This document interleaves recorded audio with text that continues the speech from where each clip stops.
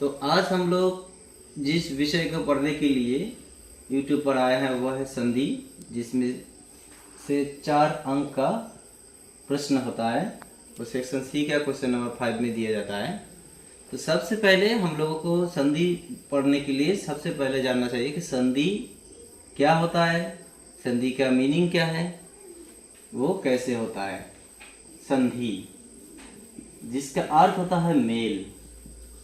किसका मेल?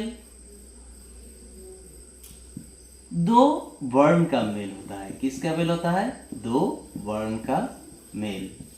संधि में 2 पद होता है, इसे कहते हैं पूर्व पद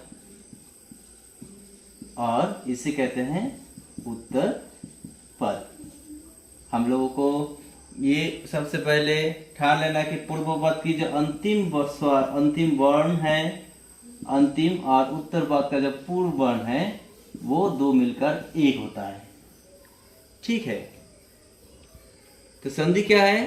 संधि होता है 2 वर्ण का मेल, जो पूर्व पद का अंतिम वर्ण और उत्तर पद का पूर्व वर्ण दोनों मिलकर एक नई वर्ण पर परिवर्तित हो जाता है। इसे कहते हैं संधि। उसके बाद संधि कितने प्रकार का होता है? संधि होता है 3 प्रकार का। कितने प्रकार का? 3 प्रकार का। एक होता है स्वर, दूसरा होता है व्यंजन और तीसरा क्या होता है? विसर्ग संधि। ये तीनों संधि हमारे सिलेबस में है। तो आज स्वर संधि से हम लोग कुछ पढ़ेंगे। स्वर संधि। स्वर संधि किसे कहते हैं? स्वर संधि में दोनों ही स्वर का मिलन होता है, यानी कि अ, आ, ई, उ, ये सब जो स्वर होता है, स्वर संधि में दोनों स्वर का मेल होता है। तो स्वर संधि भी 5 प्रकार का होता है। वो क्या क्या होता है? दीर्घ संधि होता है, गुण संधि होता है, वृद्धि संधि होता है, यन संधि होता है और अयादि संधि होता है। ये दीर्घ, गुण, वृद्धि, यन और अयादि, ये स्वर संधि का 5 प्रकार हैं। तो आज हम लोग सबसे पहले दीर्घ संधि पढ़ेंगे। अब पढ़ेंगे हम लोग क्या? दीर्घ संधि। तो दीर्घ संधि, इसका परिभाषा क्या है?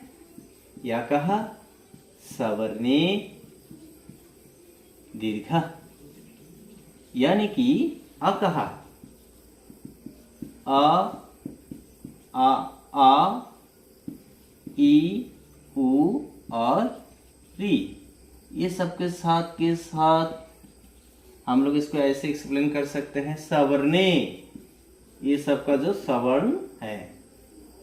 अब सवर्ण किसे कहते हैं? हम लोग जानते हैं कि सवर्ण तुल्यस्य प्रयत्नम सवर्णम। सवर्णे यानी कि इसका सवर्ण आ, इसका है ई, इसका होगा बड़ी ऊ और री। योग से उत्तर क्या होगा? दीर्घ होगा। उत्तर क्या होता है? दीर्घ, यानी कि आपके साथ सवर्ण की योग से यानी कि मेल से उत्तर क्या होगा?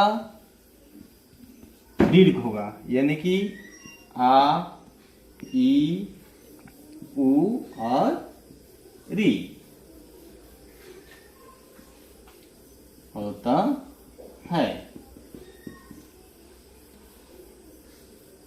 अब देखो, अ और आ ये एक दूसरे का सवर्ण है। ई, बड़ी ई, ये भी एक दूसरे का सवर्ण है।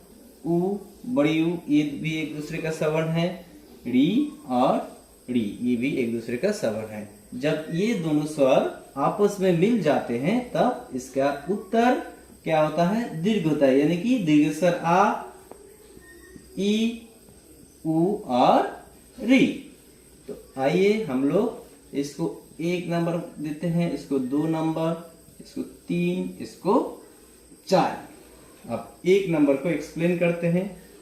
अ या आ, इसको कैसे याद रखेंगे? ऐसे 1 नंबर अ या आ के साथ अ या आ के जोड़ से उत्तर क्या होगा?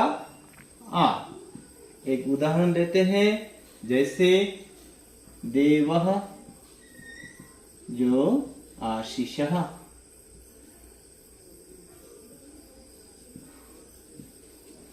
इसमें देखो अ और आ, ये दोनों के मेल से उत्तर होगा आ, यानी कि इसका मात्रा आ। तो उत्तर क्या होगा? देवः शीशः। ऐसे ही 2 नंबर ई और ई और ई, इसका आंसर होगा ई, यानी कि ई। नंबर 3 ऊ या ऊ, इसके साथ ऊ या ऊ के मेल से उत्तर होगा ऊ। और 4 नंबर री या री, इसके साथ री या री के जोड़ से आंसर होगा री।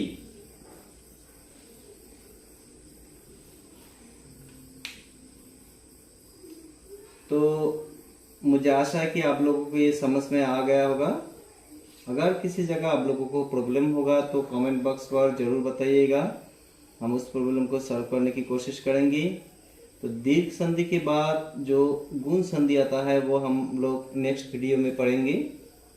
आज इतना ही, तब तक के लिए धन्यवाद।